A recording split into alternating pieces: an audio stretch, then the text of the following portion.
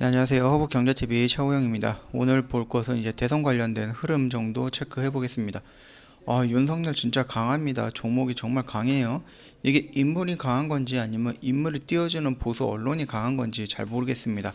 일단은 오늘 제일테크노스가 상한가로 마감이 됐습니다. 윤석열 관련된 종목이었죠. 자, 일단 이 뉴스 먼저 좀 볼게요. 일단은 보면은 윤석열 대권주자 선호도가 24.5%입니다. 1위 했어요. 대선 후보에서 선호도에서 진짜 어마어마합니다. 진짜 때리면 때릴수록 맞으면 맞을수록 계속 올라갑니다. 지지율이.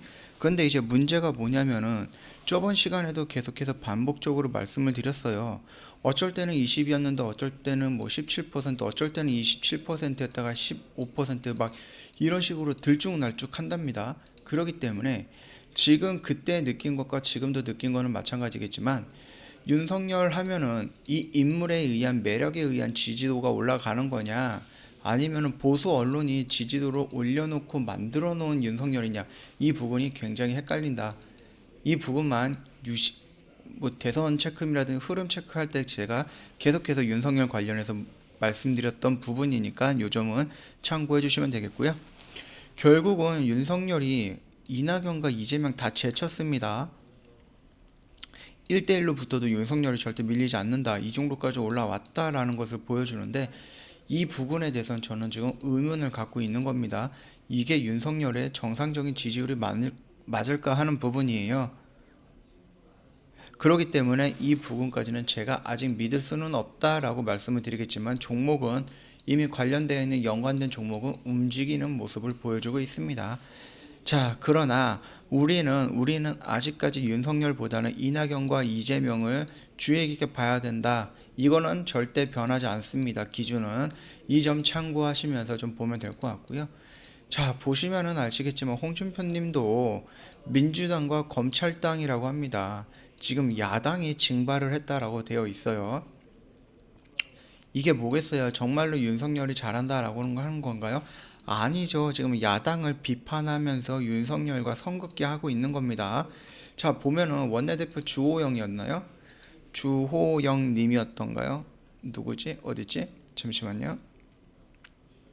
여기 있네요. 국민의힘 원내대표 주호영님께서 이제 정치하지 않겠다고 선언하라, 윤석열과 선을 그었습니다. 국민의힘이.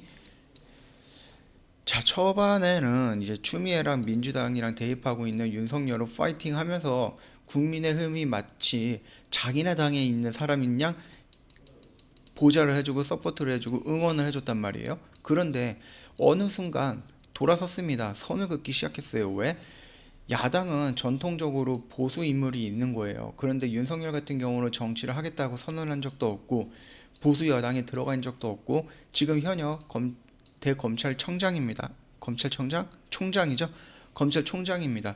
그렇기 때문에 지금까지는 너 그래 응원해주겠다라고 했는데 어느 순간 이 부분에 대해서 만약에 진짜로 윤석열이 들어온다라고 했을 때 보수 기득권, 보수 야당의 기득권 세력들이 좋아할까요? 안 좋아합니다. 그렇기 때문에 결국 선을 긋는 발언을 했고요.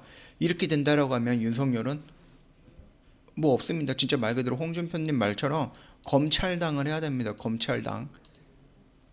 근데 이게 되나요? 이거 안 돼요. 윤석열이 최대한 빨리, 지금 대선이 한 1년하고 2개월 그 정도 남았거든요. 윤석열이 지금부터 대선으로 뛰어들어서 이제 자신의 이제 뭐라 그럴까 인맥을 활용할 줄 알아야 되고 자신의 정책 비전이라든지 이런 거를 계속 내비쳐야 되는 부분이에요. 그런데 지금 검찰총장에 들어가 있기 때문에 늦으면 늦을수록 더 손해다, 이렇게 말씀을 드리고 싶습니다.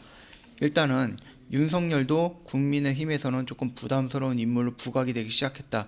그래서 국민의힘과 윤석열이 지금 나눠졌다. 물론 윤석열이 애초에 국민의힘 그쪽에 들어가 있는 인물도 아니지만 그래도 어느 정도 서포트라든지 응원을 받고 있었던 인물인데, 결국은 여기도 보수 야당의 기득권이라고 할 수 있는 몇몇 의원들이 대선에 윤석열이 조금 방해가 되지 않을까라는 생각을 하기 시작한 것 같아요.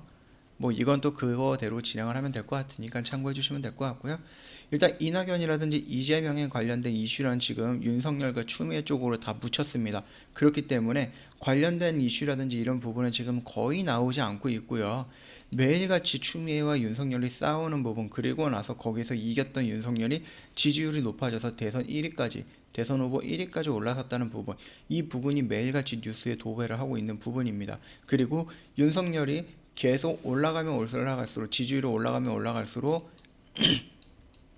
여당도 야당도 부담이 되기 시작한 겁니다. 그렇기 때문에 홍준표도 선을 그으면서 조금 야당에 대해서 좀 비난을 한 거고요. 비아냥거렸죠. 그 다음에 원내대표, 국민의힘 원내대표 주호영도 정치하지 않겠다라고 선을 그어라, 이런 식으로 지금 선을 긋고 있다, 이렇게만 보면 될 것 같습니다. 제일 문제는 윤석열 본인입니다. 정치를 할 거면 빨리 들어와갖고 자신의 비전을 보여줘야 되는 거고, 정치 안 할 거면 정치 안 한다라고 딱 선을 그어야 되는데 그러지 못하고 있습니다. 그렇기 때문에 윤석열에서 움직이는 종목들에 대해서는 변동성이 크기 때문에 단기 단타적인 관점으로 접근을 해야지, 이재명과 이낙연 종목들처럼 다른 종목들처럼 대선까지 끌고 간다라고 생각을 하면은 안 됩니다. 이 접근 방식은 조금 다르게 접근을 해야 됩니다. 이재명과 이낙연 같은 경우는 어차피 대선 여당의 강력한 후보 두 명이기 때문에 이 두 명이 서로 싸우면서 갈 거기 때문에 순환되면서 추세는 이렇게 올라갈 거예요. 그러나 윤석열 같은 경우는 추세가 이렇게 올라가서 어느 순간 이렇게 드랍으로 떨어질 가능성이 높다. 그렇기 때문에 만약에 나 정치 안 해라고 했을 때는 드랍이에요. 이거는 뭐 점으로 갈 수도 있는 거기 때문에 고점에 항상 여기가 고점이다라고 생각을 하고 단기 단타성, 그런 관점으로 매매를 접근을 해야 된다, 그렇게 말씀을 드리고 싶습니다. 일단 뭐 이재명이라든지 아니면 이낙연, 안철수, 그 다음에 뭐 원희룡, 오세훈, 홍정욱, 김경수는 이제 끝났죠. 유승민 같은 종목들은 움직이지 않고 있어요. 오직 윤석열만 시장에 민감하게 반응을 하고 있습니다. 오늘 제이테크노스가 상한가를 들어갔어요. 어저께 같은 경우는 서현탄 메탈이 크게 상승을 했고요. 그 다음에 젤테크노스가 이번에 움직였고요. 서현 같은 경우는 꾸준히 움직이고 있는 건데요. 얘 같은 경우는 이제 변동성이 큰 게 아니라 서현탄 메탈이 움직이면은 서현이 움직이고, 젤테크노스가 움직이면 또 서현이 움직이고, 그렇기 때문에 윤석열 관련해서 매매를 한다, 그나마 조금 안정적인 리스크를 관리하고 싶다 그러면은 서현탄 메탈, 젤테크노스보다는 서현으로 매매를 하는 것이 그나마 조금 안정적이다라고 보고 있습니다. 이 점 참고해 주시면 될 것 같고요. 지금 특별히 움직이는 종목은 없습니다. 어저께까지 이제 서현과 서현탄 메탈, 젤테크노스, 모베이스 이 정도가 움직이긴 했거든요. 근데 지금은 뭐 크게 움직이거나 그런 부분은 없으니까 참고해 주시면 될 것 같고요. 윤석열을 보더라도 이제 뭐 서현탄 메탈, 젤테크노스, 덕성, 서현 이렇게 순환되는 겁니다. 같은 섹터 안에서도, 같은 인물 안에서도 종목들이 순환되면서 올라갔다 떨어졌다 이런 식으로 반복을 하고 있으니까 참고해 주시면 되겠고, 말 그대로 윤석열 갑자기 자기는 정치 안 해라는 발언 한마디면은 여기에 있던 게 이렇게 꼬꾸라질 가능성은 있으니까 윤석열 관련된 종목은 단기 단타성으로 접근을 하되, 이재명과 이낙연 같은 경우는 내년 대선까지 끌고 갈 수 있는 종목들입니다. 그렇기 때문에 좀 천천히 스윙적으로 재료를 가지고 대응할 수가 있는 거고, 윤석열은 단기 단타성으로 접근하는 게 맞다. 그 정도까지만 오늘 말씀을 드리도록 하겠습니다. 다음에 이제 뭐 이슈라든지 아니면 지지율이라든지 이런 부분에 대해서 변동이 있거나 아니면 특정 인물의 종목들이 좀 움직인다 그랬을 때 다시 한번 찾아뵙도록 하겠습니다.